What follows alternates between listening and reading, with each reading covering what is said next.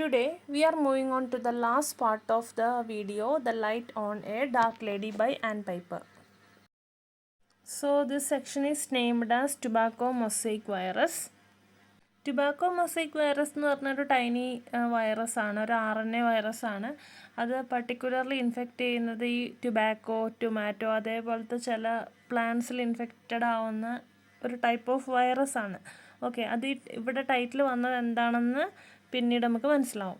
So ബിഗിനിങ്ങിൽ when Watson and Crick's paper on the double helix was published in Nature on 25th April 1953, Rosalind left King's College for a new post at Birkbeck College. Nature എന്ന് പറയുന്നത് ഒരു international weekly peer reviewed ജേണലാണ്.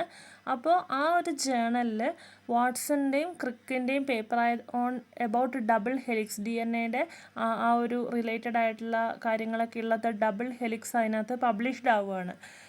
എന്നാണെന്ന് വെച്ച് കഴിഞ്ഞാൽ 25th April 1953. അപ്പോൾ ആ ഒരു ടൈമിൽ റൊസാലൻഡ് കിങ്സ് കോളേജ് വിട്ട് ബിർബെർഗ് കോളേജിലേക്കൊരു പുതിയ പോസ്റ്റ് തേടി അങ്ങോട്ടേക്ക് മാറിയിട്ടുണ്ടായിരുന്നു.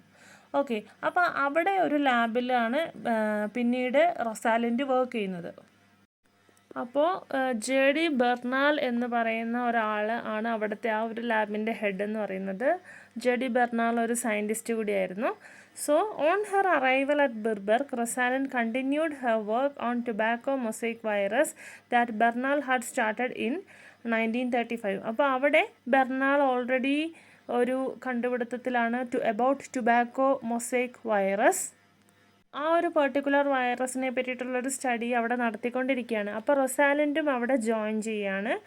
She worked in the 5th floor of Torrington square. എവിടെയാണ് വർക്ക് ചെയ്തിരുന്നതെന്നാണ് ആ ലാബിൻ്റെ ഒരു ടോറിങ്ടൺ സ്ക്വയർ എന്ന് പറയുന്നതിൻ്റെ 5th ഫ്ലോറിലായിരുന്നു റൊസാലൻഡിന് ജോലി. അവിടെ ആൻ പൈപ്പർ റൊസാലൻഡിനെ visited in their small lab and she was happy doing the research.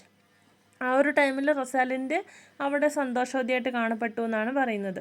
അവിടെ റൊസാലൻഡിന് ഒരു ചാർജ് കൊടുക്കുകയാണ്, in charge of A team working on tobacco mosaic virus.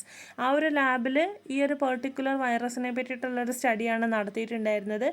ആ ഒരു ടീമിൻ്റെ ഹെഡായിട്ട് റൊസാലൻഡിനെ നിയമിച്ചു. In 4.5 years, she was at Birberg, produced 17 papers in which she published after her death. Okay, അപ്പോൾ 4.5 വർഷത്തോളം അവിടെ വർക്ക് ചെയ്തിട്ടുണ്ടായിരുന്നു ബിർബെർഗിൽ. ആ ഒരു ടൈമും കൊണ്ട് 17 പേപ്പേഴ്സ് പബ്ലിഷ് ചെയ്തിട്ടുണ്ടായിരുന്നു. ആ ഒരു പെർട്ടിക്കുലർ ടൈമിൽ റൊസാലൻഡിന് ഒരു രോഗാവസ്ഥയിലേക്ക് മാറുകയും ആ രോഗം മൂർച്ഛിച്ച് റൊസാലൻഡ് അവിടെ മരണപ്പെടുകയും ചെയ്യുന്നുണ്ട്.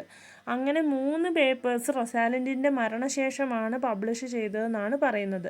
റൊസാലൻഡ് ഫ്രാങ്ക്ലിൻ എങ്ങനെയാണ് മരിച്ചതെന്ന് വെച്ച് കഴിഞ്ഞാൽ ഡൈഡ് ഓഫ് ഒവേറിയൻ ക്യാൻസറാണ്. 37ാമത്തെ വയസ്സിലാണ് ഈ ക്യാൻസർ പിടിപെടുന്നത്. ഓക്കെ, ആ ഒരു ക്യാൻസർ ആണെന്ന് അറിഞ്ഞതിന് ശേഷവും ഷീ കണ്ടിന്യൂഡ് ഹെർ റിസർച്ച്. അതായത് ആ ഒരു ഏർപ്പെട്ടിരിക്കുന്ന ജോലിയിൽ ഒരു മുടക്കവും തട്ടാത്ത രീതിയിൽ റൊസാലൻഡ് അവിടെ വർക്ക് ചെയ്തിട്ടുണ്ടായിരുന്നു. ആരോൺ ക്ലഗ് എന്ന് പറയുന്ന ഒരു വ്യക്തിയായിരുന്നു റൊസാലൻഡിൻ്റെ പാർട്ട്ണറായിട്ട് ഉണ്ടായിരുന്നത്. It was with him that majority of the papers written. Aaron ക്ലഗിൻ്റെ കൂടെ കുറേ പേപ്പേഴ്സൊക്കെ എഴുതി പബ്ലിഷ് ചെയ്തൊരു കാര്യം ഇവിടെ ആൻ പൈപ്പർ ഓർക്കുകയാണ്. After her death, Klug was in charge of the head of virus structure research group. റൊസാലൻഡിൻ്റെ മരണശേഷം ആരോൺ ക്ലഗിനായിരുന്നു ആ ഒരു പർട്ടിക്കുലർ റിസർച്ച് ഗ്രൂപ്പിൻ്റെ ഹെഡായിട്ട് ചുമതല കൊടുത്തിട്ടുണ്ടായിരുന്നത്.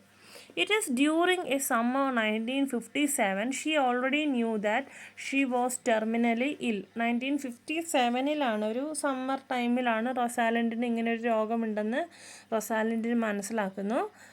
One day Rosalind took Ann Piper and 4 children to the riverside of Thames near Hurley. അങ്ങനെ രോഗാവസ്ഥയിലാണെങ്കിലും റൊസാലൻഡ് ദിനം ചെയ്തിരുന്ന കാര്യങ്ങൾക്ക് ഒരു മുടക്കവും വരുത്തിയിട്ടുണ്ടായിരുന്നില്ല. അങ്ങനെ ആൻ പൈപ്പറിനെയും ആൻ പൈപ്പറിൻ്റെ 4 മക്കളെയും കൂട്ടി തെയിംസ് റിവർ നദി, ഹേർലി എന്ന് പറയുന്ന ഒരു പർട്ടിക്കുലർ പ്ലേസിൻ്റെ അടുത്തുള്ള തെയിംസ്, അവിടെ റിവർ സൈഡിൽ ഒരുപാട് സമയം ചെലവഴിച്ചതായിട്ട് ഓർക്കുന്നു. അതുപോലെ തന്നെ she had boat ice cream with her. കുട്ടികൾക്കൊക്കെ ഐസ്ക്രീം മേടിച്ചു കൊടുക്കുകയും ആ ഒരു ടൈമൊക്കെ ആൻ പൈപ്പർ ഓർത്തെടുക്കുകയാണ്. അങ്ങനെ റൊസാലൻഡ് 1958 തൊട്ടടുത്ത വർഷം തന്നെ മരണപ്പെടുകയാണ്. Next, the last part is named as tributes. In 1962, Nobel Prize for Medicine was awarded to Francis C. Crick, James D Watson, Maurice H F Wilkins. അപ്പോൾ 1962 ഇവർക്ക്, അതായത് മെഡിസിൻ എന്ന മേഖലയിൽ ഇവർക്ക് 3 പേർക്കും, ഈ 3 പീപ്പിൾ, അവർക്ക് ഈ ഒരു പെർട്ടിക്കുലർ ഫീൽഡിലെ കോൺട്രിബ്യൂഷൻ അവർക്ക് നൊബേൽ പ്രൈസ് കിട്ടുകയാണ്. So these three people almost a decade earlier worked together, merging data from physics, chemistry and biology to solve the structure of DNA. അപ്പോൾ ഇവിടെ റൊസാലിൻ്റെ ഒരുപാട് കോൺട്രിബ്യൂഷൻ കൊടുത്ത ഒരു ഏരിയയാണ് in order to solve the structure of DNA. അപ്പോൾ ഇവരും അതിൻ്റെ ഒരു പാർട്ടാണ്. അപ്പോൾ ഇവർക്ക് അതിന് നൊബേൽ സമ്മാനം 1962 കിട്ടുകയാണ്.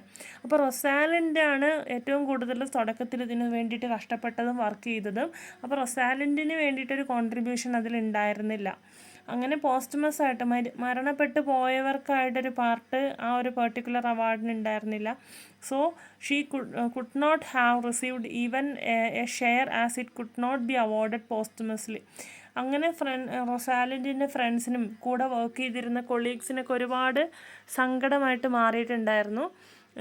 There is a blue plug outside her flat at the corner of the Fulham Road and Drayton Garden.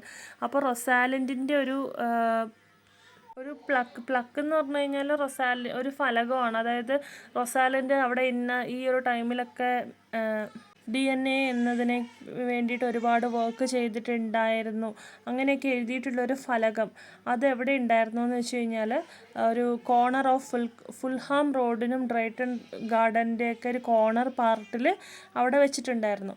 അതുപോലെ Maurice Wilkins showed her a plaque on the walls എന്നാണ് കിങ്സ് കോളേജിൻ്റെ വാളിലും ഇതേപോലെ ഒരു പ്ലക്ക് ഉണ്ടായിരുന്നു എന്നാണ് പറയുന്നത്. Commemorating all those involve in DNA work. ഈ DNA ഇതിൻ്റെ സ്ട്രക്ചർ, അതിൻ്റെ പിന്നിൽ പ്രവർത്തിച്ചിരുന്ന എല്ലാവരെയും അനുസ്മരിച്ചുകൊണ്ടും, അതേപോലെ എസ്പെഷ്യലി റൊസാലിൻഡ് ഫ്രാങ്ക്ലിൻ്റെ കോൺട്രിബ്യൂഷൻ അതിനെ പറ്റിയിട്ടൊക്കെ ഉള്ളൊരു പ്ലക്ക് അവിടെയും ഉണ്ടായിരുന്നു എന്നാണ് പറയുന്നത്. സോ അറ്റ് ലാസ്റ്റ് സ്പീക്കറും ആൻഡ് പൈപ്പറും ഇങ്ങനെ ഒരു പറയുകയാണ്. She is also paying tribute to a friend with whom she had a long association. ഒരുപാട് കാലം ഒരുമിച്ചുണ്ടായിരുന്ന ആ ഒരു ഫ്രണ്ടിനെ അനുസ്മരിക്കുകയാണ് ഇവിടെ ഈ ഒരു ആൻഡ് പൈപ്പറും. ഓക്കെ, ഏറ്റവും last setting the record straight എന്ന് പറയുന്നൊരു സെക്ഷൻ ഉണ്ട്. അപ്പോൾ ഇതിൻ്റെ last 2 paragraphs of the epilogue of double helix James Watson speaks of whom he mentioned. അപ്പോൾ ജെയിംസ് വാട്സൺ ഈ ഡബിൾ ഹെലിക്സിൻ്റെ എപ്പിലോഗിൻ്റെ ലാസ്റ്റ് പാർട്ടിൽ റൊസാലിൻഡിനെ പറ്റിയിട്ട് പറയുന്നുണ്ട്. Here in that he mentioned about Rosalind ഫ്രാങ്ക്ലിനെ പറ്റിയിട്ടും ഫ്രാങ്ക്ലിൻ്റെ എല്ലാ അച്ചീവ്മെൻറ്റ്സിനെ പറ്റിയിട്ടൊക്കെയാണ് അവിടെ പറയുന്നത്. റൊസാലിൻഡിൻ്റെ അച്ചീവ്മെൻറ്റ്സ് എല്ലാം തന്നെ അപ്രീഷിയേറ്റ് ചെയ്യപ്പെടേണ്ട ഒന്ന് തന്നെയാണ് എന്നാണ് അവിടെ പറയുന്നത്. റൊസാലിൻഡ് 1958 മരിച്ച 37 ഏജിൽ മരിച്ച കാര്യം പറയുന്നുണ്ട്. അതേപോലെ പറയുന്നത് since my initial impressions of her both scientific and personal were often wrong. Okay, അപ്പോൾ തുടക്കത്തിൽ ചെറിയ കോൺഫ്ലിക്റ്റ് ഇതൊക്കെ കീപ്പ് ചെയ്തിട്ടുണ്ടായിരുന്നു. പക്ഷെ എന്നാൽ പോലും അതൊക്കെ തെറ്റാണ്, എൻ്റെ നിഗമനങ്ങളൊക്കെ തെറ്റാണ്, റൊസാലിൻഡാണ് കറക്റ്റ് എന്നുള്ള രീതിയിൽ എത്തേണ്ടി വന്നു. റൊസാലിൻഡ് അത്യധികം കഴിവുള്ള ഒരു വ്യക്തിയാണ് എന്നുള്ള രീതിയിലാണ് പറയുന്നത്. അതേപോലെ about her X-ray work King's കോളേജിൽ ചെയ്തത് അതിനെ പറ്റിയിട്ടും അപ്രീഷിയേറ്റ് ചെയ്യുന്ന രീതിയിൽ ഇവിടെ എടുത്തു പറയുകയാണ്. എൻഡിങ്ങിൽ പറയുന്നത് റൊസാലിൻഡിനൊരു ഇത്രയും ഒരു വലിയ രോഗത്തിൻ്റെ അടിമയാണ് എന്ന് അറിഞ്ഞിട്ടും, ക്യാൻസർ എന്ന് പറയുന്നൊരു രോഗത്തോട് പൊരുതുകയാണെന്ന് അറിഞ്ഞിട്ടും അവിടെയൊന്നും കറേജും ഇൻറ്റഗ്രിറ്റി ഒന്നും വിടാതെ തന്നെ റൊസാലിൻഡ് ഷീ കണ്ടിന്യൂഡ് ഹെർ വർക്ക് എന്നാണ് പറയുന്നത്. ഒരു ഏറ്റവും ഹൈ ലെവലിലായിട്ട് റൊസാലിൻഡിൻ്റെ കഴിവിൻ്റെ അപ്പുറത്ത് അവിടെ ശ്രമിച്ചിട്ടുണ്ടായിരുന്നു എന്നാണ് പറയുന്നത്. അങ്ങനെ ഈ ഒരു പാർട്ടോടെ എൻഡ് ചെയ്യാണ്.